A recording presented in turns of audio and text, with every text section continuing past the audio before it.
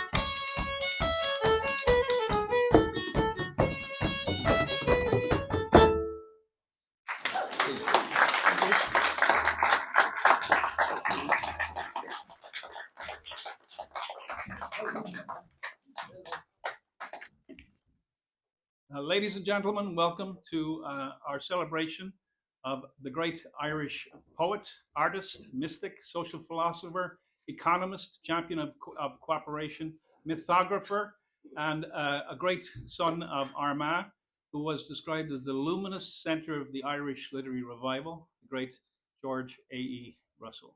My name is Patrick O'Donnell. I am the chair of the A.E. Russell Society. Some of the A.E. Russell Society, our board members are here. Local talents such as Fergal and A with Traditional Arts Partnership in Armagh. And it's great to be in Armagh, this holy place where St. Patrick first set up a church, where the father of Cuchulainn, Lugh, known as the solar hero, famous for knocking on the door of the hill of Tara and being challenged that with all of the arts he had. And he said, well, we've got a harper, we've got a carpenter, we've got a weaver. And Lugh said, well, I can do all of it. Do you have anybody who can do all those skills? So Lugh, that solar god, represents that Irish sense of myriad-mindedness, cognitive flexibility, the sun as a kind of an illumination of the mind and of the spirit. We're going to go later tonight to Armagh, where Lugh's son Cuchulainn sported as a young warrior, and where the play Deirdre is set. And A.E. Russell, in 1902, launched the national dramatic movement with his play Deirdre, the first time the name Cuchulainn was heard on an Irish stage. And A.E. played the role of Catfa the Druid. And when he chanted his lines, people felt there was like black waves of energy rolling off the stage. And so A.E. was also a playwright, a dramatist. Some comments on A.E., some praise of this great Armagh figure. I'll just read a couple. Patrick Kavanagh, who walked 60 miles from Inishkeen in County Monaghan, said of him he was a great and holy man when he met him in 1931. Oliver St. John Gogarty, known as Buck Mulligan in James Joyce's Ulysses, said of him, he was a human being in whom goodness was innate and radiantly active, in a radio broadcast called The Angelic Anarchist, which was his name for A.E. James Stephens, the great comic novelist, said, the man was truly an inspiring personal and individual being. And my favorite quote is from Constance Sitwell, who met him in the final months of his life in Northumbria in England, in the site of Holy Island, the island of Lindisfarne. And she said, Wordsworth said, I have known great men, and I have known good men, and I have only known one wonderful man, and that was Coleridge. And how many, Constance says, how many would say the same but say A.E. instead of Coleridge? As George Moore wrote, A.E. is only found once in a lifetime. In James Joyce's Ulysses, the character Stephen Dedalus, who is somewhat embittered and nihilistic, does say in a reflection in the National Library in Dublin, he does say, A.E., I owe you. And we all owe A.E. So my job tonight is to introduce, I'm just going to introduce the speakers, and they will get up and speak for themselves. So when I get down, following me will be Mayor Sarah Duffy, then we have Réamonn O'Ciaráin, then Laura Ostertag coming to us from France, Rita Davern from Minnesota. We also have, we're honored to have native speakers from the Dakota and Ojibwe nations, Ramona and Anthony Stately, Sean Barden here from the Armagh County Museum, Jim Conway, our native druid and living master who embodies A.E. spirit, and then Torlach Denihan from the A.E. Society. A.E. is with us. The spirit of A.E. is that spirit in Irish consciousness and culture, myriad-mindedness, flexibility, innovation, goodness, and that's the core word to describe A.E. Oliver St. John Gogarty was asked, how would you sum up A.E.? And he said in one word, goodness. So with that spirit, let us begin tonight. I'll introduce, please, Lord Mayor Sarah Duffy, everybody.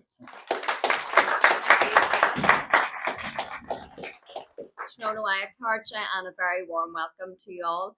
As Mayor of ABC Council, it is truly an honour to gather here in the city to open this spring festival dedicated to the life and legacy of George A.E. Russell, better known to the world as A.E. A special mention, of course, to those of you who have travelled some distance to be with us this evening, as I know we have visiting guests from the USA who will also be participating in the festival, and you are most welcome. And also to those of you from Dublin and from other arts and parts, you are also very welcome, and I hope you enjoy the next few days together. This festival is not just a celebration of a remarkable man, but of his enduring influence on Ireland's cultural, literary and artistic history. Born in the borough of Armagh City, Banbridge and Craigavon in Lurgan in 1867, but spending most of his life in Dublin, AE was a giant of Irish public life and highly regarded and respected, not just locally, but indeed internationally. So healing is the theme for this year's spring school, and I know over the coming days you will celebrate the life and work of A.E. George Russell through music, poetry, song, art, literature, myth, history, and of course culture. And what a better place to end the proceedings than the home of healing in Armagh, Armagh.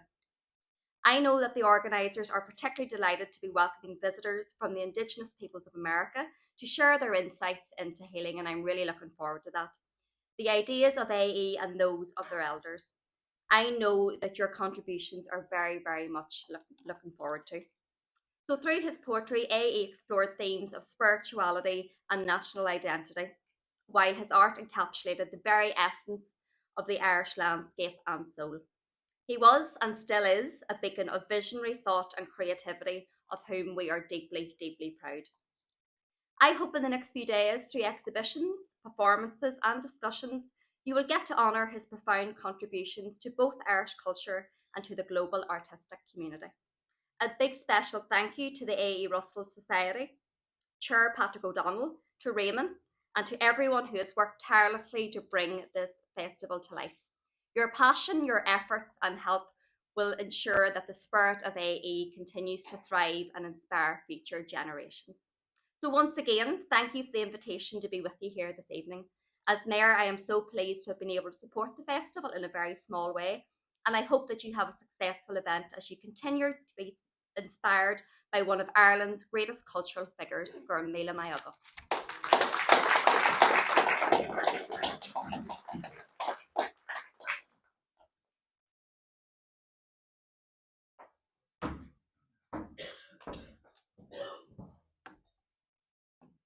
Gur céad maigad a Sarah agus do chuid nínacha atá Linn anseo inniu agus tá an ahas go deo orín in éanach watha go bhfuil féile AE nó scoil airí an chéad scoil airí de chuid AE anseo in éanach watha.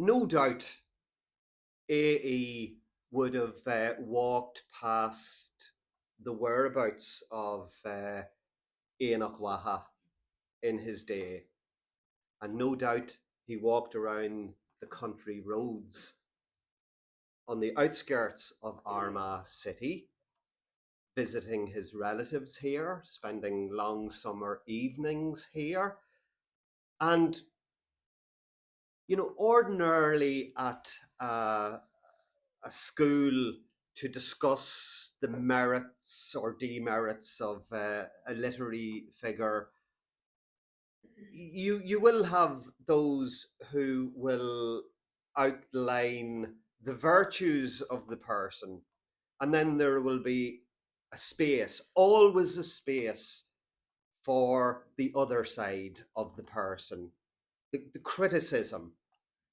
However, in the case of AE, it is almost impossible to find anybody to say anything negative about him, because as Patrick outlined, and as our wonderful Lord Mayor outlined in her opening remarks, he was a fantastic figure. Speaking as I do as chair of this wonderful venue Éanach Watha, and thanks to Garróid agus Líse, míle buíochas as for Gidju, I need to say a little bit about AE and the Irish language. And, he was born from a background where the Irish language was important, but in the same way as maybe Latin was important. And he went on to develop a very intense interest in the mythology of our people, and also tried his best to learn the Irish language. Now, AE could access the universal consciousness. He could also, after spending many, many years refining his meditation skills, he was able to access huge volumes of memory. But he wasn't able to learn the Irish language. That's one thing about him. But he could recite large tracts of Irish language poetry. And he appeared in that iconic photograph that was taken in Galway in 1913 at the Conru na Gaeilge Ard Esh. And he's there with, Douglas de with Lady Gregory, and there is our bearded hero, because he wanted the revival of the Irish language. He wanted to learn Irish himself to raise his children in the new nation that was emerging. And some of you will know that I have been involved in translating A.E. Russell's masterpiece, according to Professor Summerfield. And I learned a great deal doing that, far more than I would learn if I had just read it and reread it. Because when you're translating, you have to really get behind every word and behind every idea that went into the creation. And one of the things that I would like to share with you here tonight is that nature was very, very important to A.E. Russell. In fact, he believed that the earth extended its consciousness into humankind. And that's my timer. And he also felt an extra dimension of light. Light was very, very important to him, not just as an artist, observing the way light glanced off the subjects that he was painting, but he was also very taken with an inner light. And even in his final moments, Pamela Travers, who wrote Mary Poppins, described the colour and light that filled up the room at that very moment of his passing. And, he believed that if you slow down, spend some time in the inner territory, meditating, that your body would fill up with light. If thine eye be single, thy body will fill up with light. Now, that wasn't A.E. Russell who said that. That was another mystic. It was one, Jesus Christ. And A.E. believed that to meditate, that light would enter your body. And when he was in his office in the grim conditions of Tim's drapery store in the accounts department, he used to see little motes of dust being caught in the light coming through the windows. And he felt very much that each and every one of us were like a mote of dust battling against a typhoon. And sometimes, ladies and gentlemen, it does feel in these disturbed times that we are all motes of dust struggling against the force of a typhoon. The message that AE has is more relevant today than ever. Bunaigi sult as Skull Ari AE Russell anseo in Ardwaha, bei sé go héintach gur a céad maigah.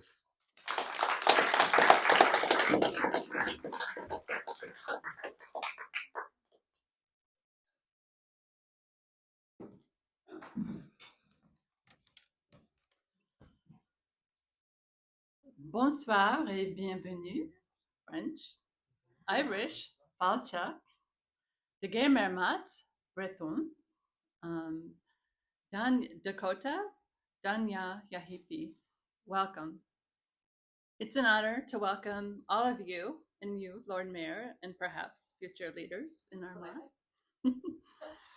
Armagh, and watch the rich unfolding of another gathering around AE. It's truly remarkable, the variety of presentations that are going on around AE and how it's continuing to grow. It's clear that wellness, healing, and enrichment are important to this community here tonight. It's also important to the leadership in Armagh City, Bainbridge, Craigavon, which they demonstrate by community outreach, inclusive initiatives, and recognizing the dignity of all its members. Certainly, this reflects the spirit of AE and his ability to build people up instead of build walls of division. So I'm a French teacher from the United States and currently in Rennes, France, doing a university program of Celtic Studies. So it's a program that celebrates the Irish and Breton connections in literature, mythology, and Celtic pride. But I'm here this weekend to highlight another important Franco-Irish connection with which is a deep friendship between AE and the French female journalist, novelist, and activist Simone Téry. As he did with many great writers, AE inspired her. Her experiences in Ireland in the early 1920s and her lifelong friendship with AE made lasting impressions on her writing, her political views, and her Celtic soul. Her significant but often forgotten books on Ireland include En Irlande, de l'indépendance de la guerre civile à la guerre civile. So in Ireland, from the War of Independence to the Civil War, that was published in 1923 on Irish political events. And she also wrote Ile des Bardes, the Isle of Bards, and that was published in 1925 on the great Irish writers. These books have yet to be published in English and are mostly out of print in French. I'm doing my best to try to make that, to bring attention to these books. AE worked with and mentored many women who followed non-traditional paths in the 1900s. He carved the way alongside them for future generations of female professionals. Oftentimes, he simply watched with joy as their unique radiance, curiosity, and extraordinary talent were released into the world. AE had the rare talent of bringing out the best in people and empowering them without taking credit. In fact, I don't think that AE ever would have collected on that IOU. I would like to conclude with a passage that Simone Téry wrote about AE from Ile des Bardes. She says, before a great superior person, we have the disagreeable feeling of our own mediocrity, but it's proof that we find ourselves before true greatness when we can say, I didn't know I was so intelligent. One of the secrets of attraction to AE is that everyone becomes more intelligent in his presence. His genius is so modest and so convincing, each person feels grateful for the beautiful things AE has found in them. Merci, Gored Magats, Chugares, Hapida Magi. Thank you.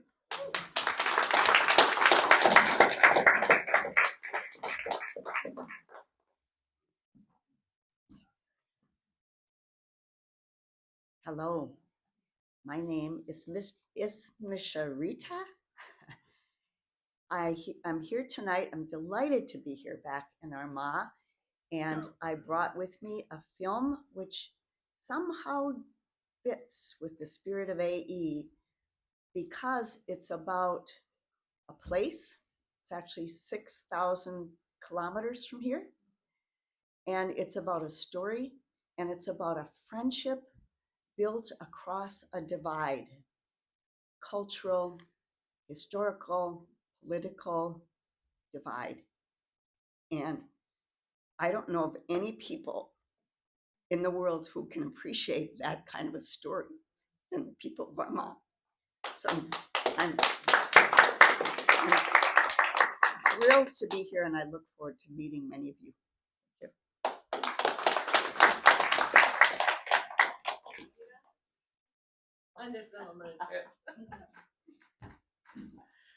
Oh, Ami Tapi Yapi. Petukinde Awasi, Chante Washte and Apetus Apie, Ramona Kito Stately Amakiapie, Damakota, De Dakota Ia Iukse Usewi, Mie, Isayanti Hetia Tahawa Hie, Kawanashak Pe Edwati. Hello, my relatives. Good evening. It's good to see you guys. We have been looking forward and counting the days to being here. I did my introduction in the Dakota language. That is the language of Minnesota, where we live. Minnesota Makoche for over 12,000 years. And in 1862, that language was banned, and it was banned until 1978. We were not allowed to speak that language until religious freedom was passed. We were allowed to practice our culture. So we're going to really hear a lot about the importance of language. We've already heard it today, and we'll continue to hear it because it really is the basis of who we are. And we have a word in our language for these two Wakanheja when we talk about our children. And that word is Wakanheja. And the purpose of me telling you that this is that our language helps us to remember who we are and who stands behind us, right? All these wonderful ancestors. So our word, Wakanheja, for the young people, means those sacred little ones.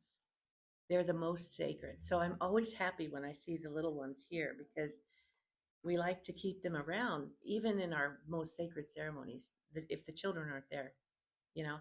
So you come directly from the Creator. You are the most sacred of all the people. And all of the decisions that we make are driven really about the future of the generation. So I'm so grateful that you're here. I'm looking forward to all the different discussions, all the different people that will come and lead the conversation. I learned so much last time. And I've been thinking a lot about healing, and it shows itself in so many different ways. But for Dakota people, we do not limit ourselves to 5 senses. And we don't teach our children that they just have 5.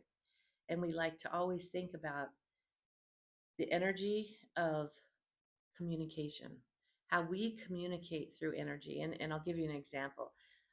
Say, probably every one of you remember a time when your mother comes into the room and she's mad. And you're like, whoa, right? You put your hands up because you feel her energy, right? And we don't really think about using that all the time, and we should. And I always tell my students, if you want to practice using that energy, it's your intuition, it's your sense of fear. It's very important to acknowledge what that is. But I always say, when you're digging through the junk drawer and you find some random item like a Band-Aid or a paper clip, and your first thought is, you know, I should take that. And then your second thought is, well, why would I take that? Take it. And you'll find throughout the day, you probably do or will need that object. But I always say exercise that. And that communication of energy comes from the land as well. So not only do we have memories, but the land has memories. And as we tell these stories in the places that they happen, that's where the healing happens. And there's a lot of different ways, and we'll talk about, we'll get into some ways tomorrow. But just to know that there are so many different beautiful ways of healing and experiencing the beauty of this land and this place. And I'm just very grateful that I was invited to be a part of it. So, Wopida with gratefulness. Thank you.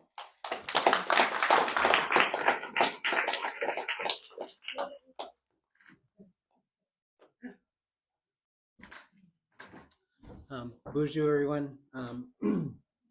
My name is Anthony Stately. I'm an enrolled citizen of the Oneida Nation, but descend from the Great Red Lake and White Earth Nations of Minnesota, which are Ojibwe nations, my mother and father's nations. And I'm proud to say that I'm hunked into this family, this Dakota family. I have Dakota children, two twin sons who are about to turn 18. I feel like their sole purpose in life sometimes is to try and kill me, but just from pure anxiety. but I'm really happy and very honored and privileged to be here today, and share with you my own experiences. One of the things I want to just let you know, I think my role here is to just talk about the stuff that I do at home, both in my professional life and also in my personal life. Last year or last July, I was honored to be one of 24 Bush Fellowship awardees. And I wrote my Bush Fellowship around the idea of wanting to spend more time in my community with elders and healers and trying to understand more less from an academic perspective, but more from a lived experience. The importance of our language, our ceremonies, our practices, these things, know more about the land and the things that nurture us and take care of us from the land. There's a, I can't even remember who it was. It's probably a Dakota person because they seem to be, because they seem to be so brilliant. But there's a saying that says, what we do to the land, we do to ourselves. And so what I've been spending a lot of time over the last couple of years, personally and professionally, is trying to integrate that knowledge and that wisdom into the clinic that I run. I run a very large clinic in South Minneapolis that serves the American Indian people of Minneapolis. And I started a traditional healing program there when I became the executive officer 8 years ago. And it started with just one elder and a little old lady that would come and do some stuff for our staff and our patients a couple times a week. And now it's the biggest part of our clinic. It's grown so rapidly. People have really responded to that work around wanting to engage and know more about who we are and where we came from, and other ways of healing through land and song and ceremony and these things. And so I've been really privileged to do that work. And so I'll talk a little bit about that. And one of the things I'm most proud of is we're in the process of planning to launch the first American Indian Birthing Center in the United States. In my community, we've been working with other community members, women who are doing this important work to reclaim Indigenous birthing practices as a way to reduce maternal and child health outcomes that are death or mortality issues, actually. And so I'll talk a little bit about those things, but I'm so entirely privileged to be on your beautiful land. It is just, even before I landed in the plane, I was stunned at how beautiful it was. Just gorgeous. And so I want to thank you for allowing me to be here tonight and all week. So thank you so much. And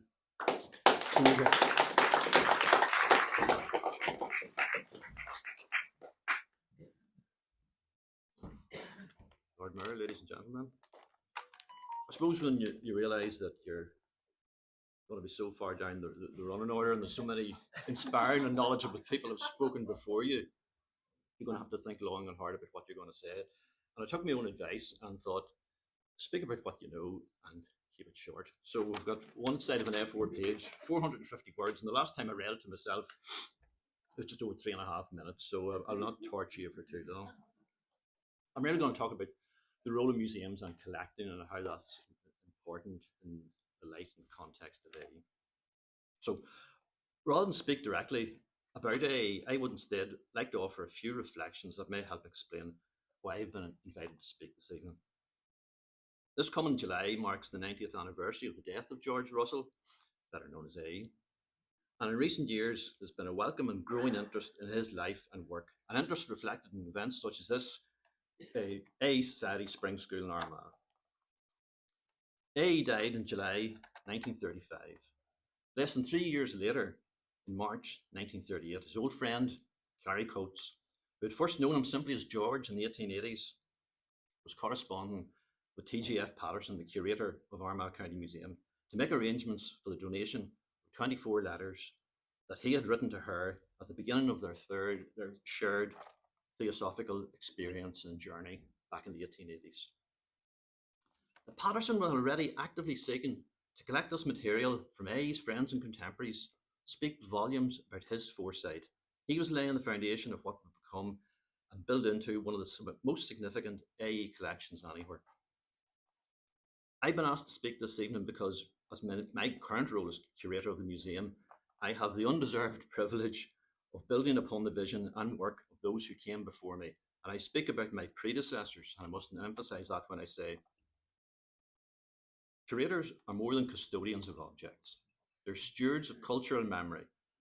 The responsibility extends far beyond the selection of works for an exhibition. Curators must shape and enrich and safeguard collections in ways that anticipate the needs of future generations.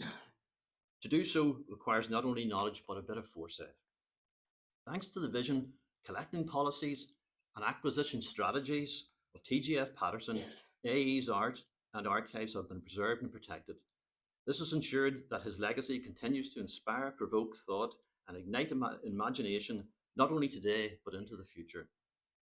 Patterson understood that he was not simply preserving the past, but actively constructing a cultural memory of tomorrow.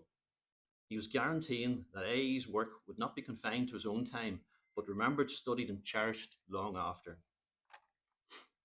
Today, museums face economic pressures, and the market for AE-related material has become increasingly competitive. Nonetheless, the commitment to build upon the legacy of TGF Patterson remains.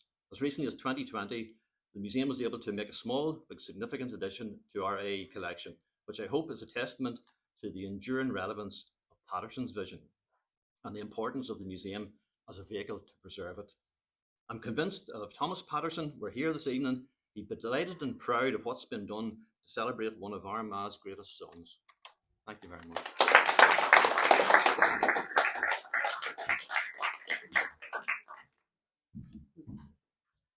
I really didn't have anything written because I didn't think I was going to speak it that long.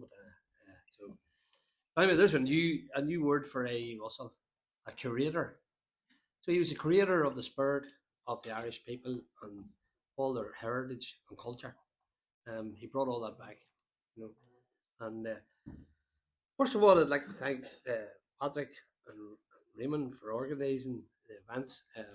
We myself and Mike were involved in one up in Glenveigh, which was very successful, and we're putting a few things on in Lurgan as well. So we've been busy there, and the two lads have done a great job of organising this. I was thinking there about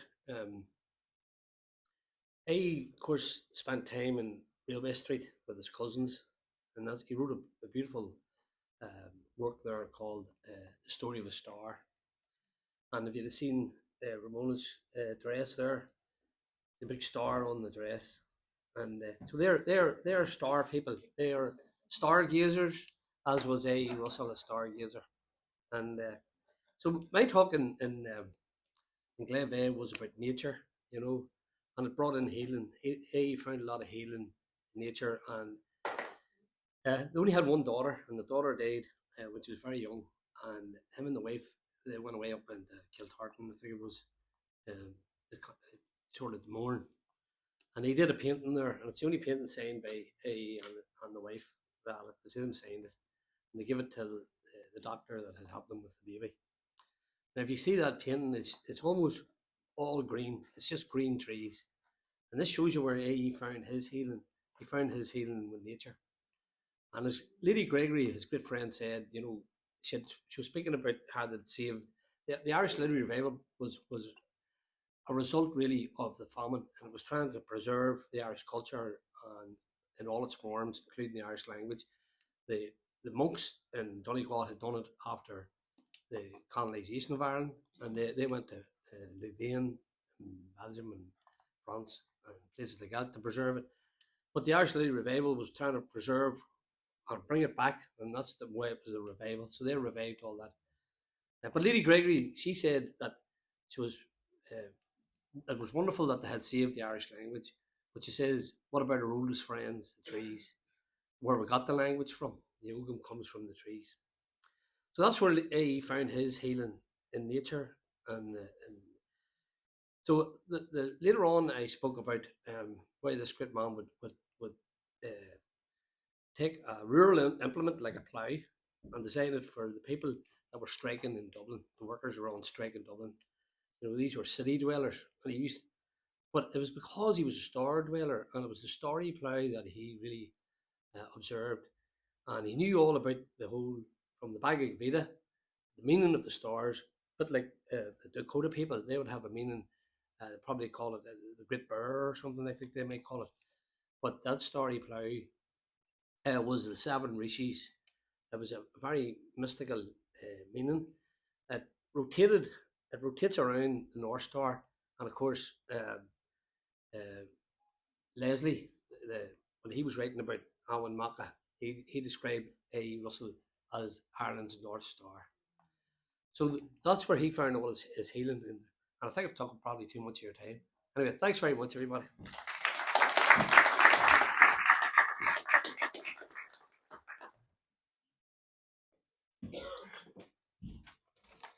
So, good evening. My name is Torlach Denihan. I'm a member of the board of the A. George Russell Society, and my job this evening is to deliver a message on behalf of President Michael D. Higgins to the A.E. George Russell Spring School 2025. So, Lord Mayor Duffy, your two lovely daughters, ladies and gentlemen, on behalf of President Higgins, may I offer his warmest greetings to all those gathered for the 2025 A.E. George Russell Spring School. This year's gathering holds a particular significance as we mark the 90th anniversary of the passing of George William Russell, or A.E. as he was known, a man of extraordinary talents as a writer, poet, painter, and Irish nationalist, whose contributions to Irish society, not only to artistic and philosophical inquiry, but also to the practical betterment of his fellow citizens, remains profoundly relevant today.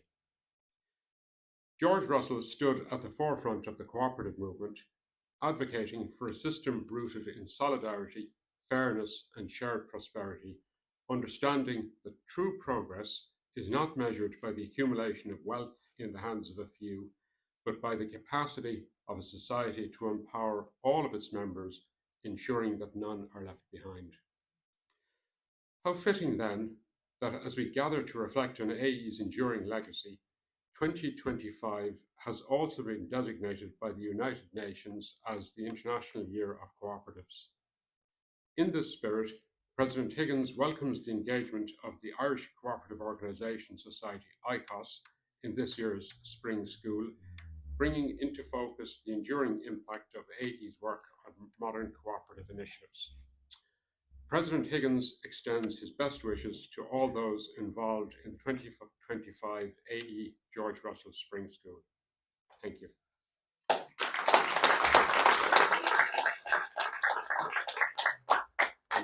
Finally, a promo which definitely is not coming from President Higgins, but is coming from me, and one of my little jobs on the board is on the membership officer. So if anyone's interested in joining, it's for the very modest sum of either €20 or £20. You can pay online through our website, or indeed if someone wants to come up to me afterwards, you're welcome as well. Thank you.